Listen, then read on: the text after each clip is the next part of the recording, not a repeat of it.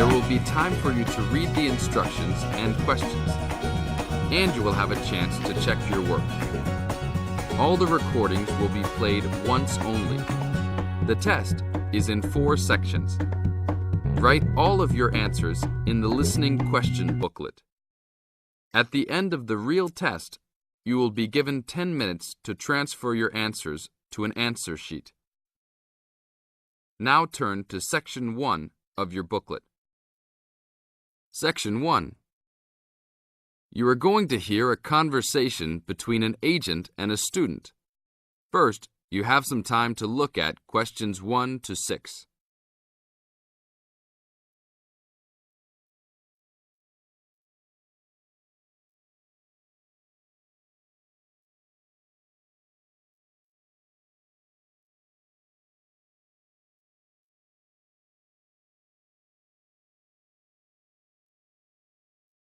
Now listen to the tape and answer the questions.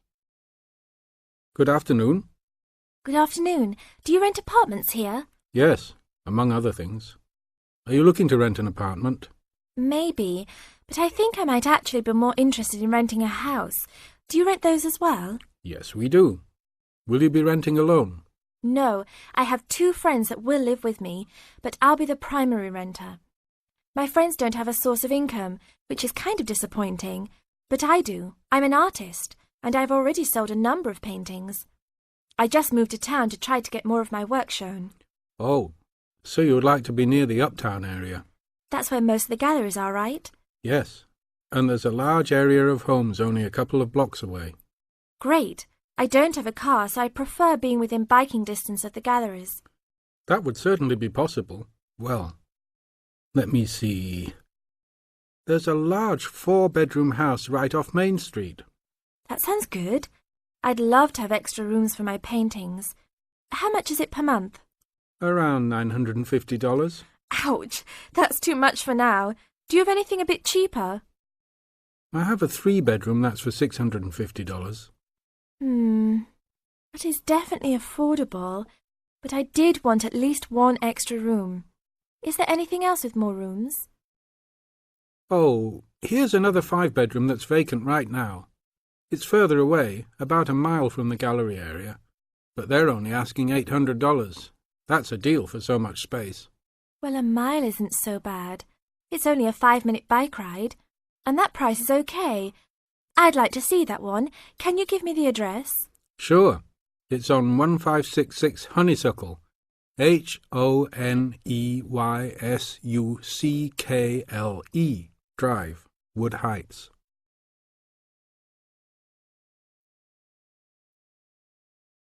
Now look at questions 7 to 10.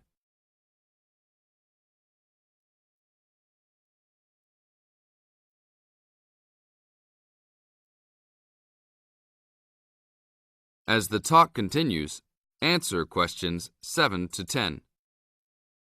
Such a lyrical street name. I like it. Is it furnished? Partially.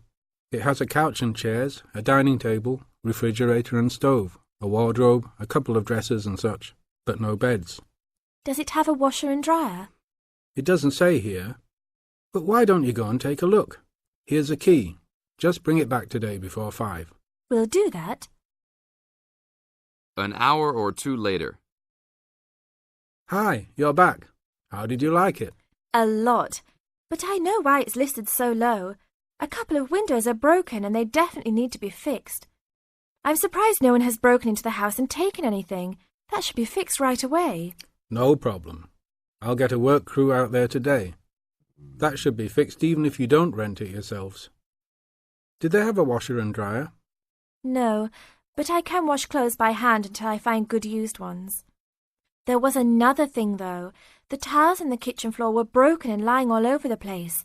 You'd need to put in a new kitchen floor as well. OK, I'll talk about that with the landlord. If you can do those 2 things, then I'll take it as soon as you're ready. This is the end of Section 1. You now have half a minute to check your answers.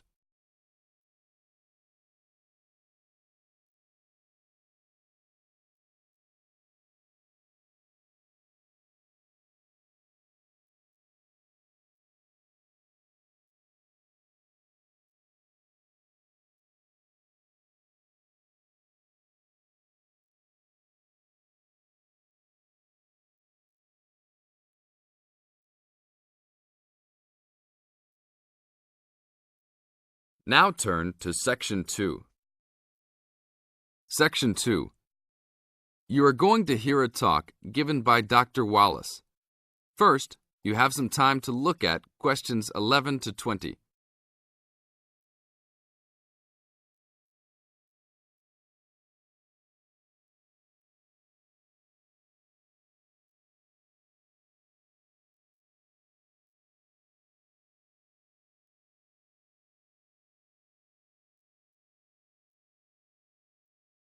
Now listen to the tape and answer the questions. Good afternoon. I'm glad you all found your way here. Now I'd like Dr. Wallace to introduce us to the Arboretum.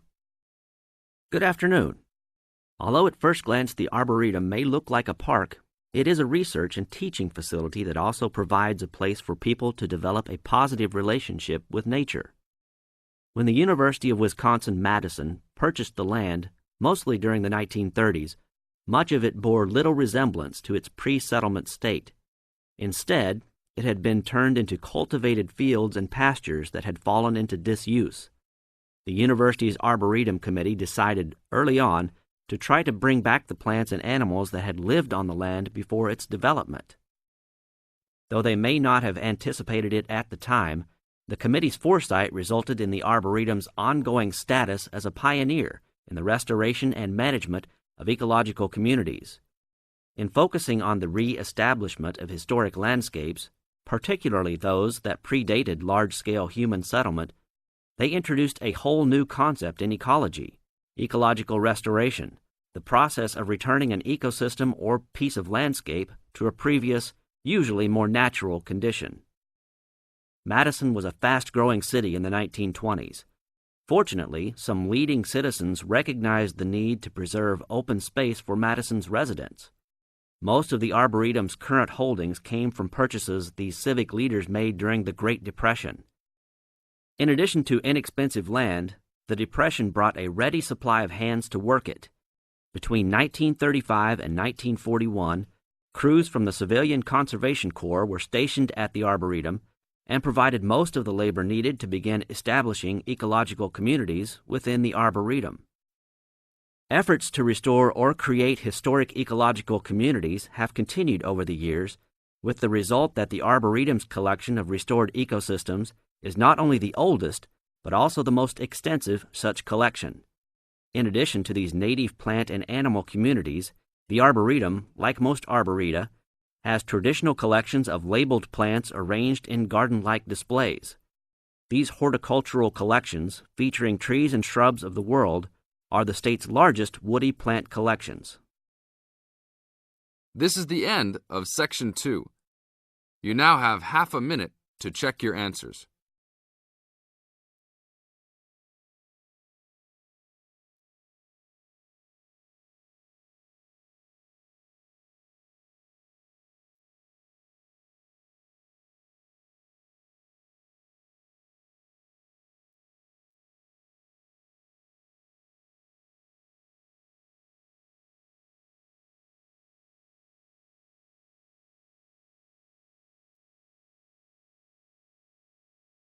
Now turn to Section 3.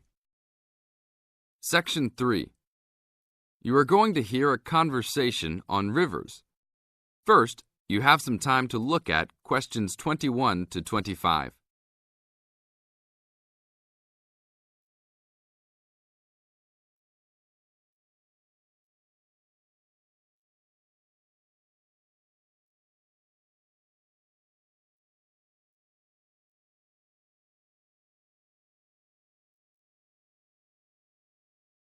Now listen to the tape and answer the questions. Please tell me about the current state of the Amazon. We have increased deforestation, increased human population relating to deforestation, and a role of fire in the Amazon on a scale that's never been seen in history. At the same time, you can see progress in trying to counter that negative trend.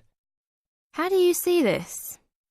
We see this in the creation of national parks and indigenous areas, and efforts to fund sustainable development activities for locals.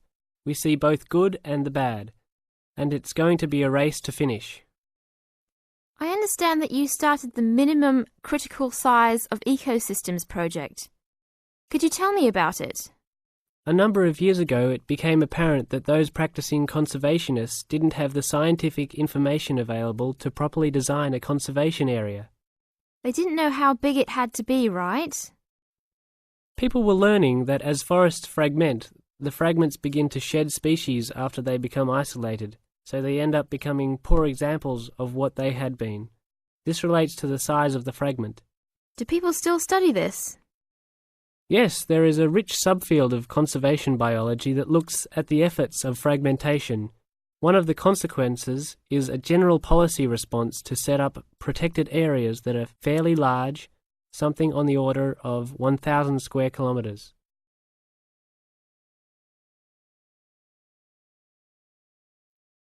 Now look at questions 26 to 30.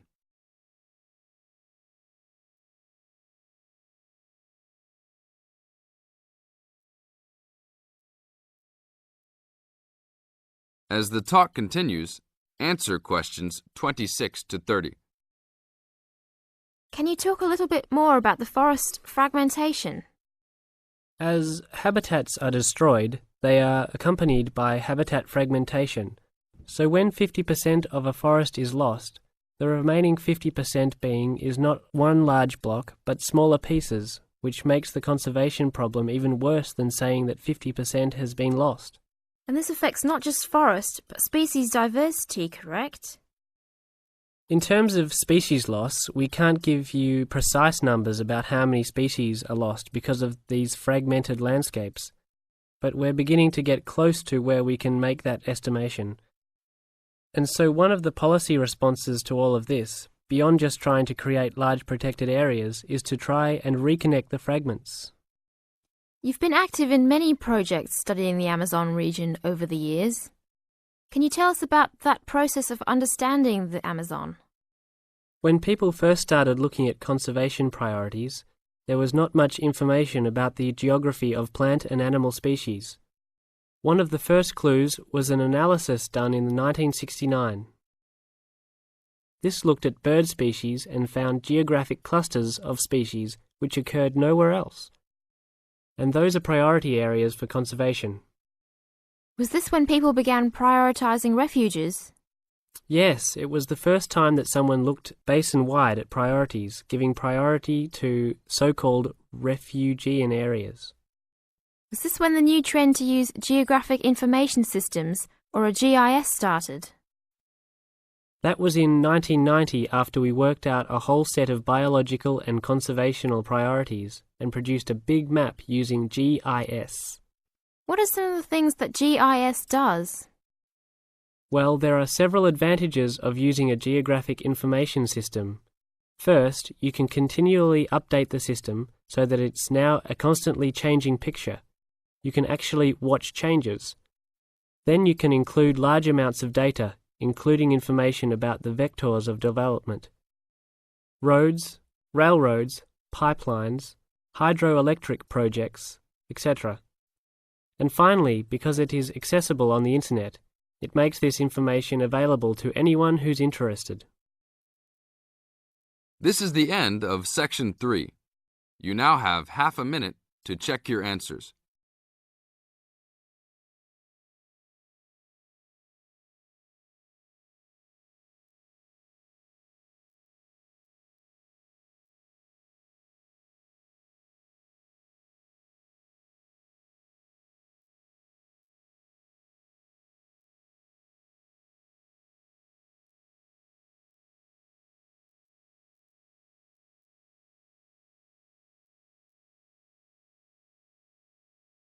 Now turn to Section 4. Section 4. In this section, you are going to hear a talk on wild rice.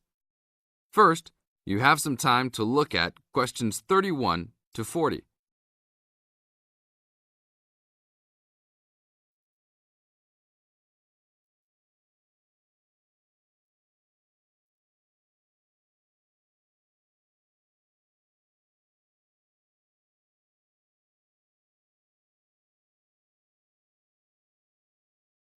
Now listen to the tape and answer the questions. Good morning. Today we'd like to talk about wild rice. Contrary to what many people believe, wild rice is not rice at all, but a grass. Much of it sold in the world today is not even wild, but rather cultivated varieties that do not occur naturally. Wild rice is really an annual aquatic seed found mostly in the upper freshwater lakes of Canada, Michigan, Wisconsin, and Minnesota in North America. Indians gathered wild rice before any explorers set foot on the North American continent.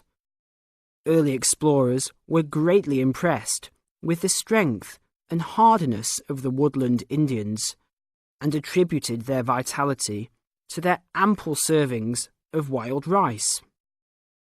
Wild rice can grow in water as shallow as 3 or 4 feet along marshes and muddy waters. A tall plant, it grows to a height of 8 to 10 feet, with a long flower cluster that reminds one of a narrow broom. The grains in their husks on the tall stalk look somewhat like oats. Truly wild rice is a challenging crop to grow, even today. It's very susceptible to failure due to weather conditions. If a heavy windstorm comes along just before harvesting, the seeds can be blown into the water, ruining an entire crop. Harvesting at just the right time becomes a matter of beating the birds to it, since wild rice is considered a delicacy by many birds living in the area. Other challenges include insects, disease, poor drainage, and high waters. If the grains are too green, they are difficult to thresh or beat out of their husks. If left on the plant too long, even a few days too long, they fall off the plant into the water. Airboats have brought about recent improvements in commercial harvesting of the wild rice, while newer techniques for parching, winnowing, and hulling have been a help in saving time and labour. Still, it takes about 3 pounds of grass seed to yield 1 pound of wild rice. Buyers should be aware of 2 types of wild rice, gathered and commercial. Foraged or hand-harvested wild rice is gradually being pushed out of the market by hybrid commercial varieties. Hand-harvested wild rice makes up less than 20% of the market today. Heirloom varieties of this foraged grain still exist. In fact, it is the only heirloom grain sold commercially. However, package labels can be deceiving. Though the label may read Indian harvested or organic, the product may be hybridized wild rice placed in freshwater lakes and gathered by Indians in airboats. Hand-harvested, organic, and from the Great Lakes region is the real thing, with superior flavour and aroma, but it may be difficult to find. Though wild rice is one of the most expensive grains, it goes a long way. Some say that 1 pound of the grain can feed 30 people. To compensate for its high cost, try combining wild rice, half and half, with brown rice. For a truly colourful presentation, try 1/3 of each: white rice, brown rice, and wild rice. This is the end of Section 4. You now have half a minute to check your answers.